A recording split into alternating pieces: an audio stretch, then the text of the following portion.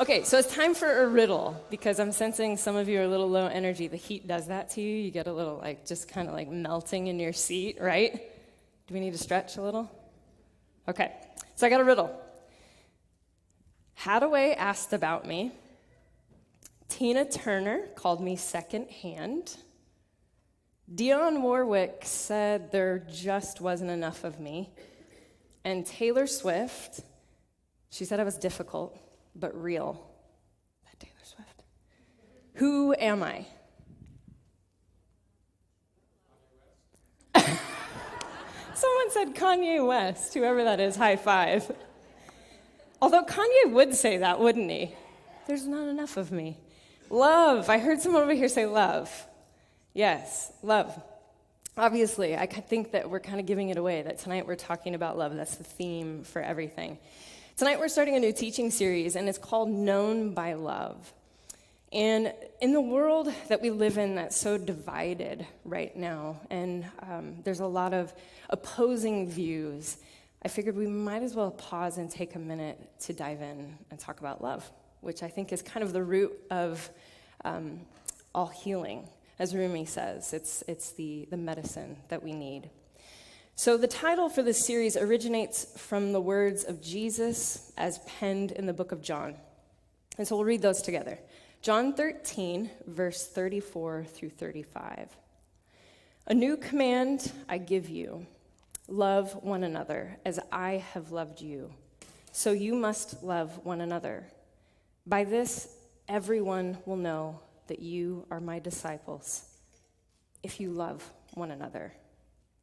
Okay, so let's pause right there real quick. By this, obviously love. By love, everyone will know that you are my disciples, if you love one another. Now, the word disciple in Greek is a word that's a Greek word, mathetes. And mathetes basically translates to pupil or student. And so we could really say this, that everyone will know that you're my student, that you listen to me, that you follow my teaching. By how? Not the things that I say, not the theology I have, not the right way of believing, but by how you love people. And it's so interesting because this is such a fundamental teaching of Jesus. This is the core of everything he teaches about.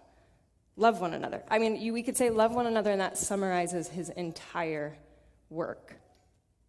And it's so interesting and ironic to me that Christianity, as we know it, often looks anything but that. And I was going to show a video tonight that actually was kind of funny and fascinating, but I thought we already know this view too well. It was a video that basically went into great detail where someone talked about, they were basically interviewing folks and saying, hey, what do you think about Jesus? And people would say, Jesus is pretty cool, or Jesus is kind, or Jesus, yeah, he seems like a really great guy, loving, caring, altruistic. And then they would say, what do you think about Christians, or what do you think about the church? And the answers were starkly different. And I was going to show it, but I thought, most of us in this room, because I've talked to you, already know this view. Because you've already been shown this view. Either you yourself were that thing they're talking about, or you've experienced it firsthand. And so I thought, well, we get it. We get the illustration there. That Jesus, loving, cool, altruistic guy. Christianity, I think at times, has forgotten the root of everything, which is love. Now, the New Testament Gospel of John, which we just read the scripture in John, never tells us who the author is.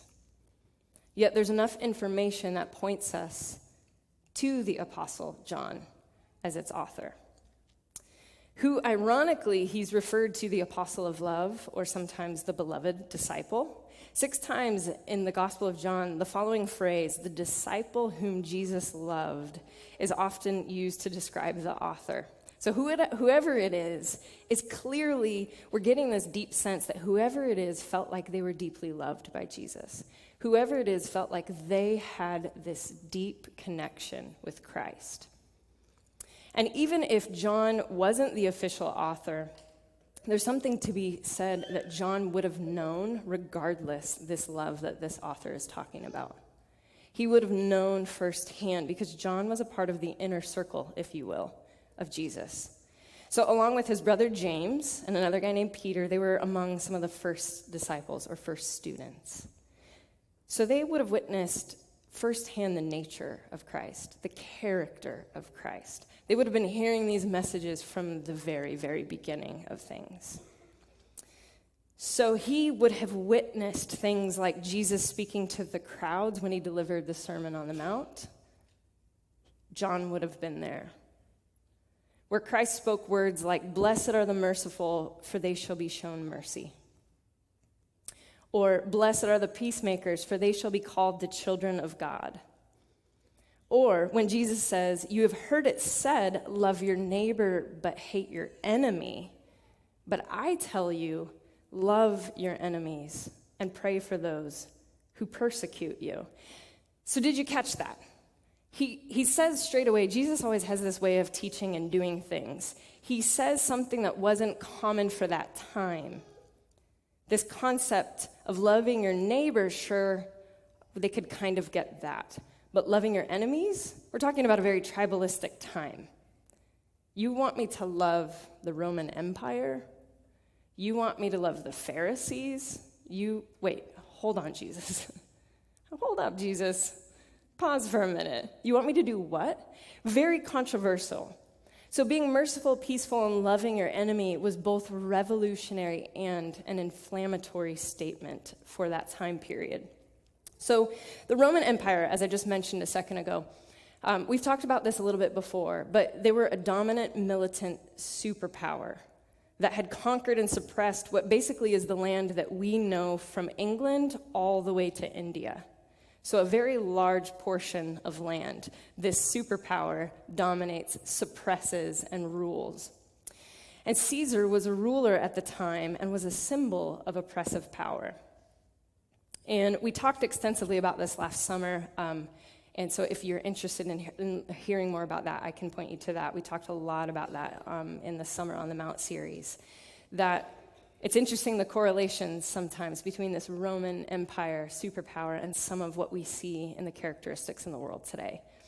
But the ruler at the time, the emperor at the time, was often referred to and known as the Kyrios.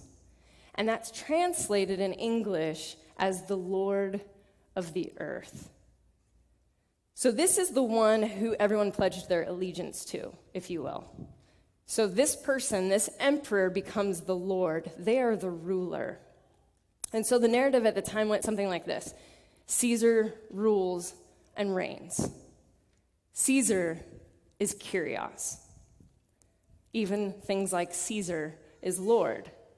And we talked about this a bit last summer, that's shocking because we think that the phrase Jesus is Lord is the first time that that's ever been told. And actually it's been told many, many other times with different rulers. And it was a way of saying we align with this empire. And then suddenly you have this man named Jesus who's altruistic, who's loving, who's kind. And he chooses not to participate in the ways the world was functioning. He says, hold on, I don't think this is right. And so then he begins telling a different story. So not only does he not participate in the story anymore, he removes himself from that story and starts telling a different one. And I think that's super important to note. That he starts telling a different one of mercy and loving not only your neighbor, but also your enemies. And then, shocking, people started to make a proclamation that said, Jesus is Lord. When I grew up in the church I grew up in, this phrase was just only in reference to your own personal relationship with God. And then you dig in deeper and hear this history and you go, whoa, what a weighted statement. What a huge, huge statement. That when you announced Jesus was Lord, you were proclaiming and stating that Caesar was not. That you were making a much bigger statement that Caesar represented oppression and power, and that Jesus represented liberation and love. And so you basically, when you're saying Jesus is Lord, you're saying, I stand with love. I stand with love. And we sang a lot of songs tonight that I know some of you are like, I don't even know that I believe in anything when it comes to Christianity. And let me reframe this for you, that we sang a lot of songs tonight that talked about Father, and you can replace that with love. And we see so many times in scriptures where it says God is love. And if that's what makes that connection to you, this is what this statement is saying, that I stand with the way of love. And I love that Jesus often taught in parables and questions, and he led other people to find their own truth, which is something we don't always often see in teaching. Sometimes we see this is the way you should believe, and if you don't, fall in line. And Jesus had this gentle way of asking questions. And he would have people mull it over themselves. Because I think he understood that the root of actually changing your life is when you come to it in and of yourself. It's not when someone forces it on you, but that change comes from the inside because you have saw it and questioned and doubted and found the answer for yourself. And so he often would use this language saying things like, I know what it says, but do you know what it means?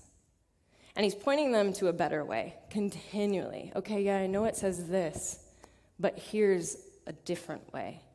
And he's constantly pointing them to a way of love, constantly pointing them to a way of love. Now, Jesus talks about loving your neighbor as yourself in Mark 12:31. And he's really restating his teaching in the book of Luke, which most of you know well and probably could have quoted since you were a little kid. It's the golden rule. It says, do to others as you would have them do to you. And when we talk about loving your neighbor, it's one of the most basic, fundamental teachings. It's something you learn as a kid, isn't it? Like, be kind, love your neighbor, and we forget those things. We really forget those things. And what's fascinating is what he's saying by this. I think when he says, do to others as you would have them do to you, it's not just this concept of, well, be nice to them because isn't that what you would want? Okay, yes. But take it a step further. What he's showing you is empathy. Because when you do something to someone else, because that's what you would want, it forces you, one, to look at them as a human. We have to start there. We have to recognize that this person is a human. And how should I treat them? And then it creates some sort of empathy. And it's really hard to hate when you have empathy. It's really hard to hate when you have empathy. We can dehumanize others really easily, and I know we're all guilty of it, from the comfort of our own home on our computers. So easy to dehumanize people because that person is no longer a person, they're just a Facebook avatar. Oh, that's so-and-so, did you see what they saw about this one political thing? And it just goes on and on and on and on, and it's noise. It creates this noise. And we forget this person is a human. And this is something that we'll dive into later in this series, but we're going to talk a lot about something called conversational ethics. Dr. Larry Chenard will be speaking in 2 weeks on this very topic about what can it look like to have healthy and responsible conversations. Not ones that just add to noise, but ones that honor the human first and foremost, and ones that honor love. Love of God, love of self, love of the other. And that's so important and so central to Jesus' message. And researchers have shown, in regards to empathy, that one of the most powerful tools to diffuse hate is empathy. That kid knows what I'm talking about. Amen. Because it's hard, as I said before, to hate someone when you have empathy. And I don't know about you, but sometimes I've been there where I've looked at a certain people group or a certain person as a certain way. I made this predisposed judgment. As a matter of fact, this week I did this very thing. We have plumbing problems at our house, and it is not fun, I'll tell you what. We just bought a house last year, and love it. It's amazing. And all of a sudden, out of nowhere, we've been having these major problems with our main sewer line. and it's messy to say the least. And I went through the list of plumbers. I'm on Yelp researching and looking through different lists of who I could call. And one of the guys that pops up, he's like a little small mom and pop business. He pops up, and I don't call him first based on what I think he's going to be. And it's not that I'm judging him because I think bad things about him. If I'm transparent with you, I was afraid he was going to come into my home and judge me and my wife. I made an assumption out of fear. This man, I know based on his pictures, his profile, everything about him, he probably hates gay people. I don't know that. I've never met the man. For all I know, he could be gay.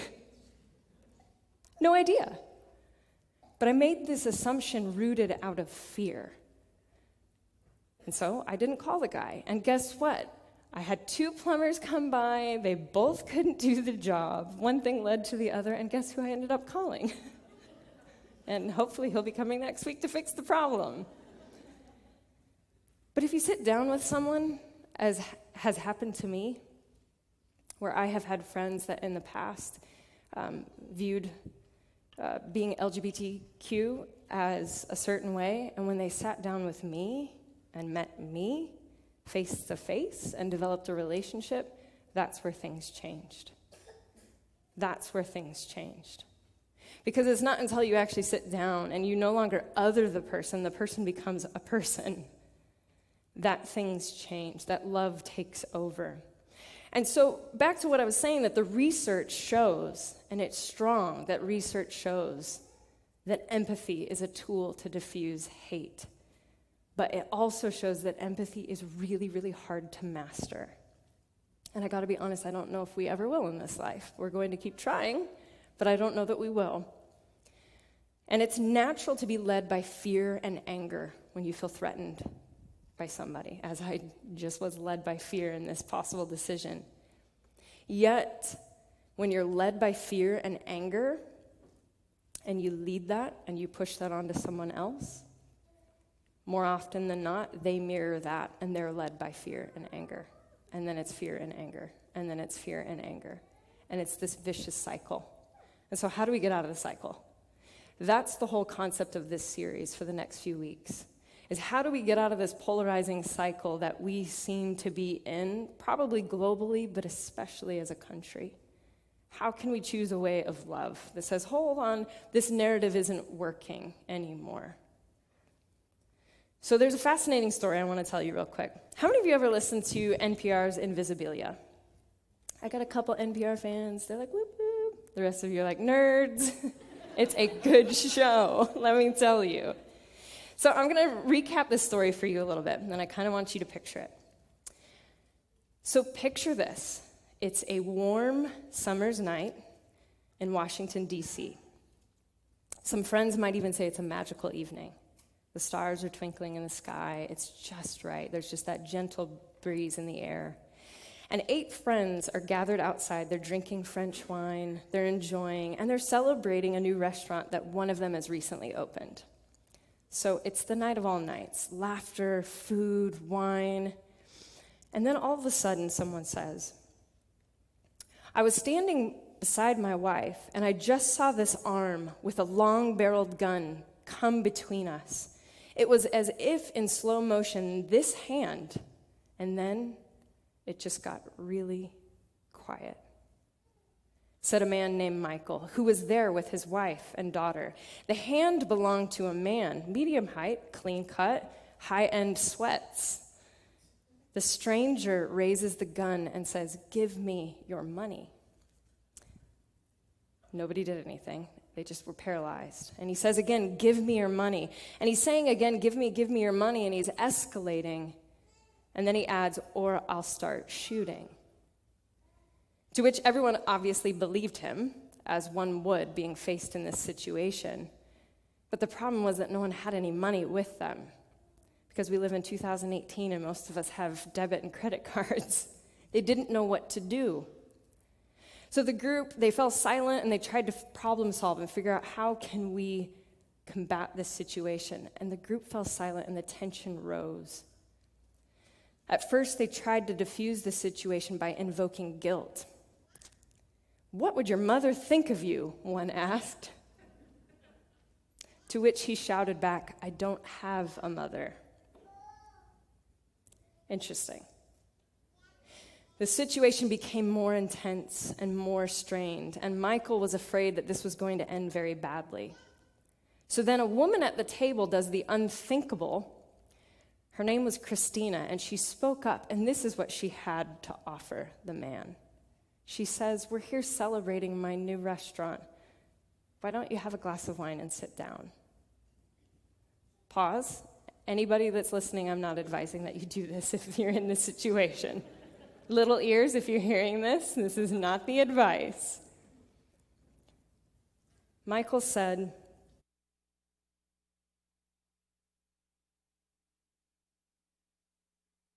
"See the change on the look on the man's face." To their surprise, the man in the sweatsuit accepted.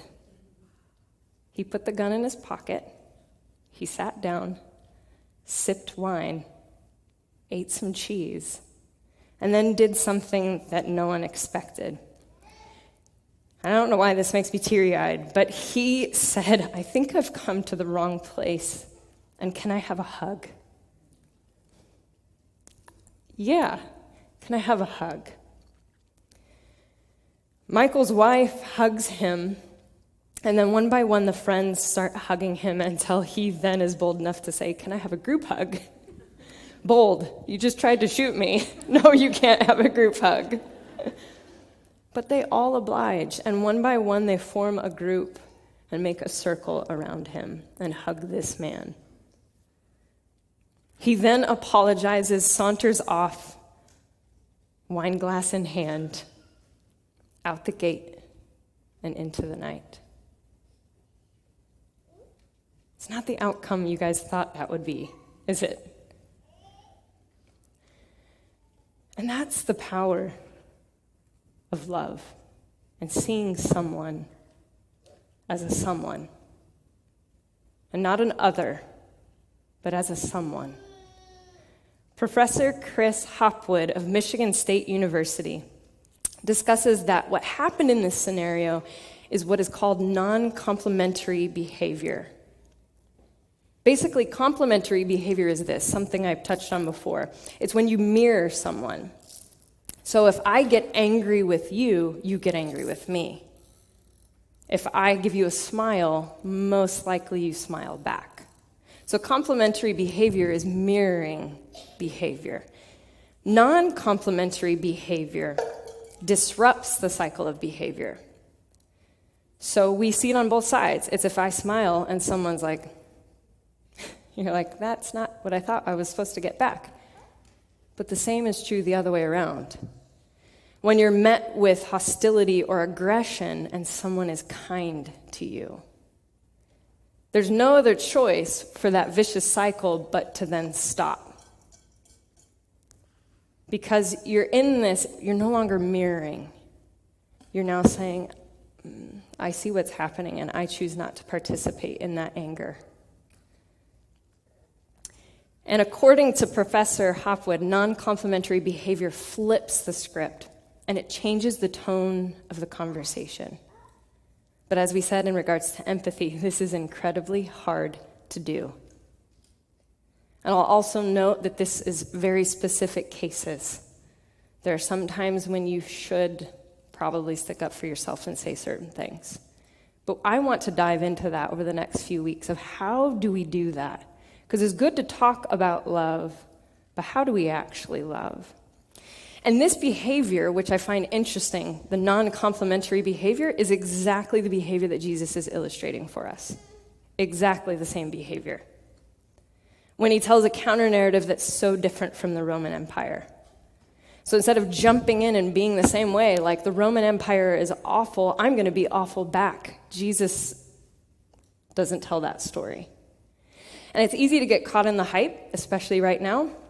Real easy to get caught up in the hype of political parties, of certain views, of this and that, and they anger you, and rightly so. The anger is not always wrong, but it's how we act towards each other. That's the thing that we should focus on. And this is so fascinating because this idea of non-complementary behavior goes back to ancient wisdom, not just with Jesus in Christianity, but also with Islam. The Quran states, repay injury with conduct more becoming. And behold, the person with whom you are at enmity or at odds with becomes like an intimate friend. Such beautiful matching wisdom there. Repay that injury with something more becoming. Again, this is hard to do. First of all, as a disclaimer, I'm not the guru on love. I think love is a practice. And this is something I would like our community to practice together. This way of love.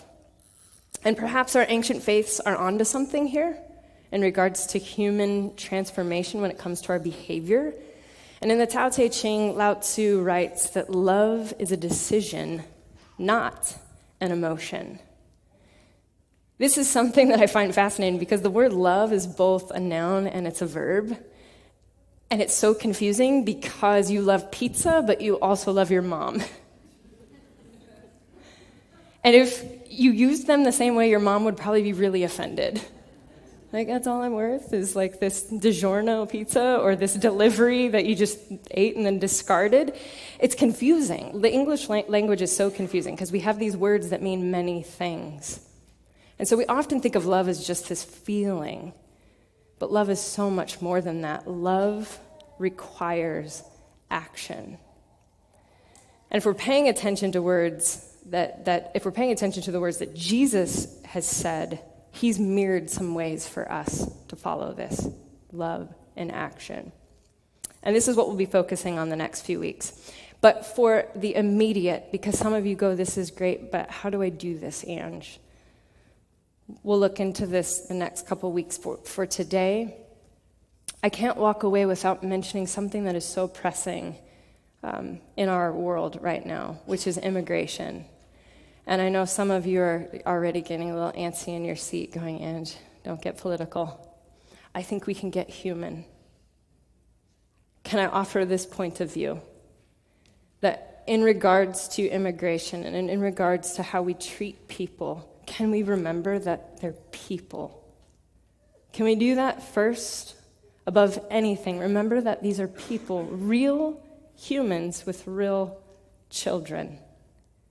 How we vote and what party line we're on, I think that's another conversation for another day, and frankly isn't the point. It's how are we choosing to show and display love.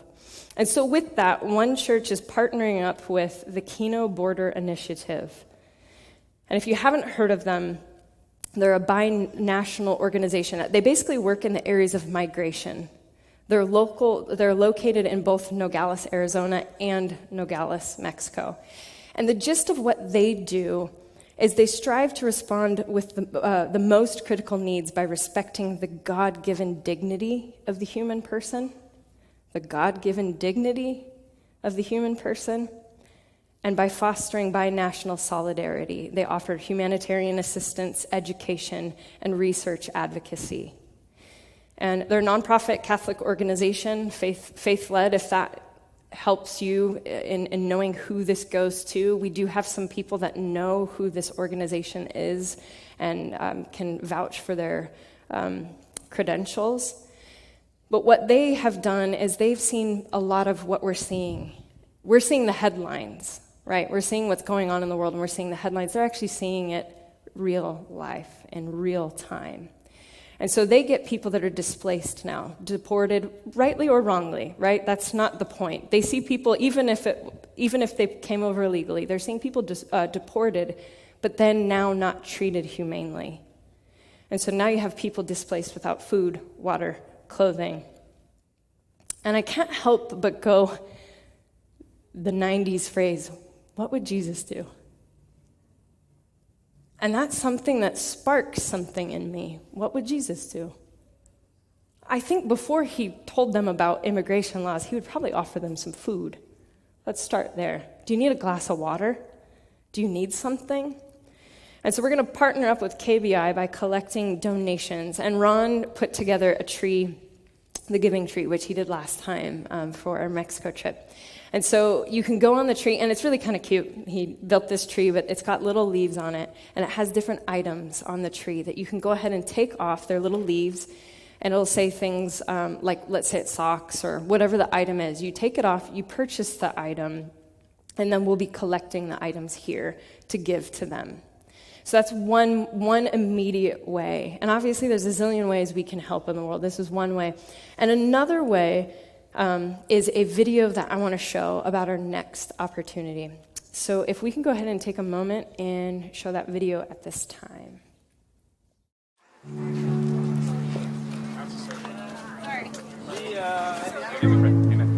Thank you. The distribution center. Let me tell you about it. It's a little place where we distribute things.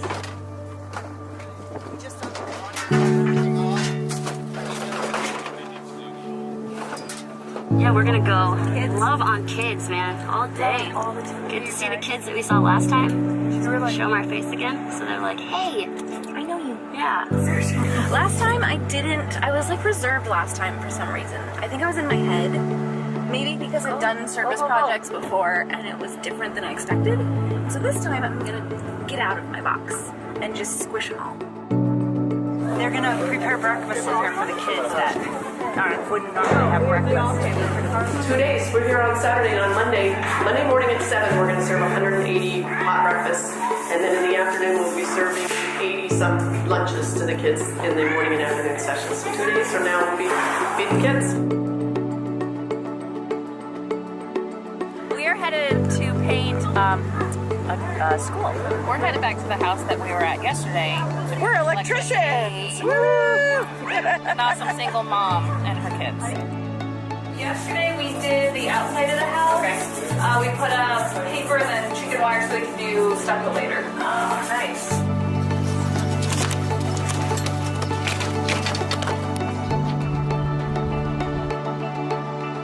Perfect measurement, Loretta and Larry. Take that. What we've been doing, Danny and I, we've been drilling holes through, and as you can see, we ran a hot line so they could put a water heater eventually back here. This is a family of a single mom that was abused and so forth through her life. So we got 3 teenagers that actually live here. Okay, and then we're actually here to support them, just get them a little bit place to live and so forth. Okay.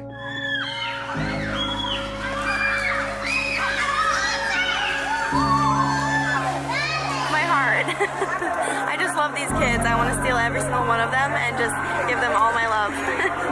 Every last bit of it. Even if we can't solve world hunger and homelessness and all of these things, that we can just be a moment of a breath of fresh air. And that's what God is, I think, for us, is that sometimes that breath of fresh air, we need to just be like, whew, okay, great. Never in my wildest dreams would I think I'd be on a mission trip with my church and then laying with my wife on the beach. You know, I am good enough and I'm worthy to have my wife and a great community, and like, we can just be us, you know. I think for me, in this community, in this weekend, and in the previous trip as well, what I've recognized is that I belong, like, for the first time. So thank you for helping me in that and showing me love and belonging and acceptance. I literally could not have asked for a more incredible group of humans to call my friend.